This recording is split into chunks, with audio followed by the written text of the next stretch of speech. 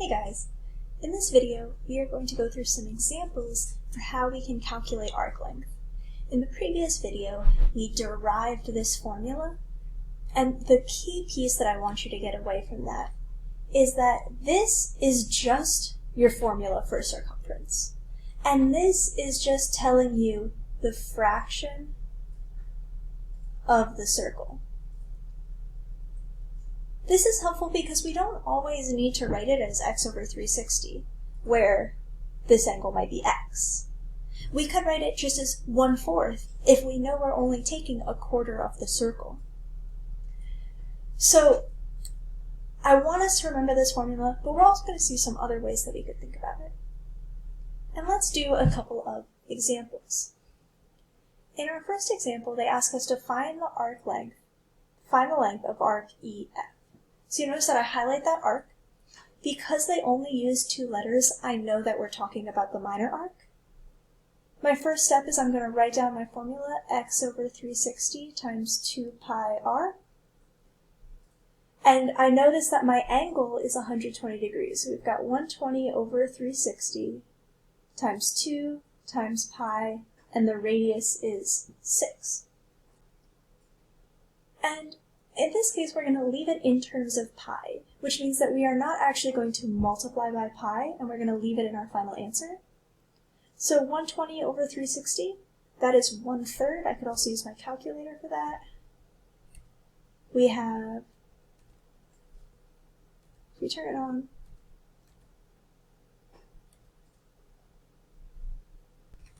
so we have 120 divided by 360 times 2 times 6. And you notice that I did not use the pi because I'm going to leave my answer in terms of pi.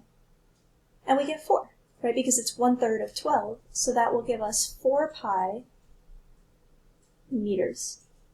And that's how long that arc is. And we could approximate that. We could do 4 times pi. And it's approximately 12.6 meters long. We can do another example. In this case, they give us the diameter. So I know that this radius is going to be 12 centimeters because it's half of the diameter. And we are asked for arc CD. So I can do x over 360 times 2 pi r. So that's 60 over 360 times 2 pi times 12.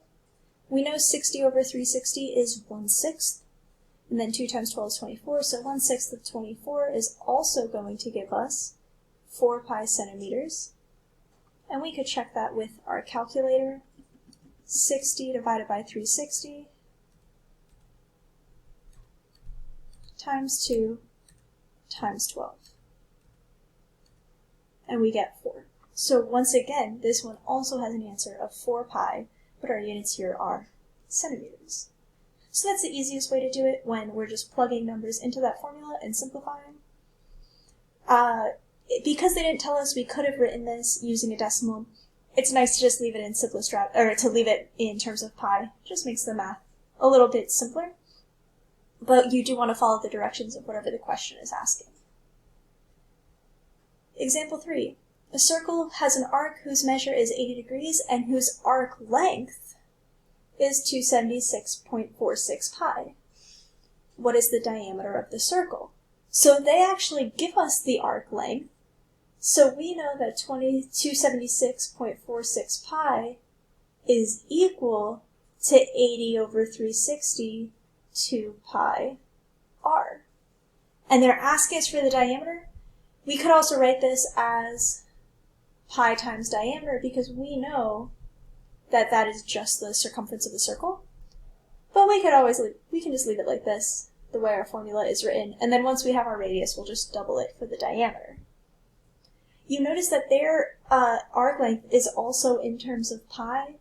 This helps us out because now we can cancel those two values, because we could divide both sides by pi.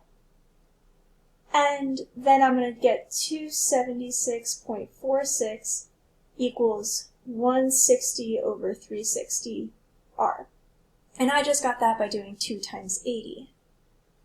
So now I could do, if I take out my calculator again, I can divide I can do 276.46, so 276.46 times the reciprocal of 160 over 360. So I could do 360 divided by 160, so I'm multiplying it by the reciprocal. And that's going to give us 622.035.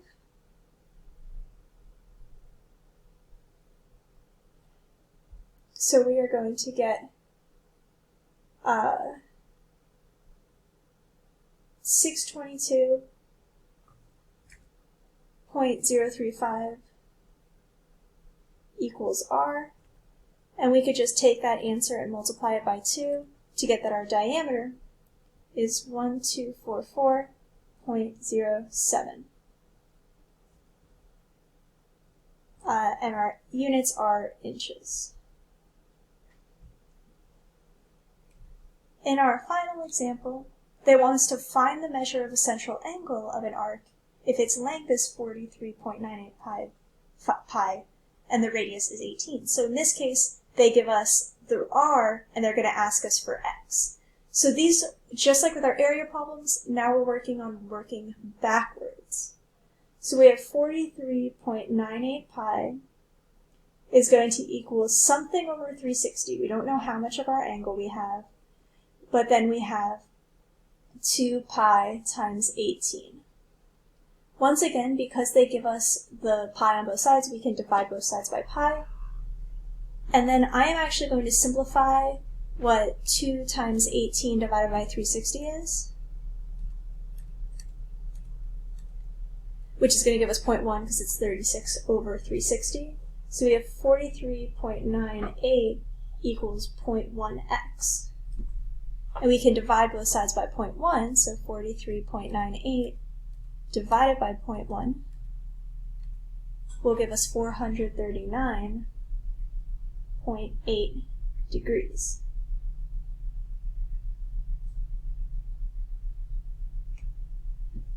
And that is how we could calculate arc length in a couple of different ways.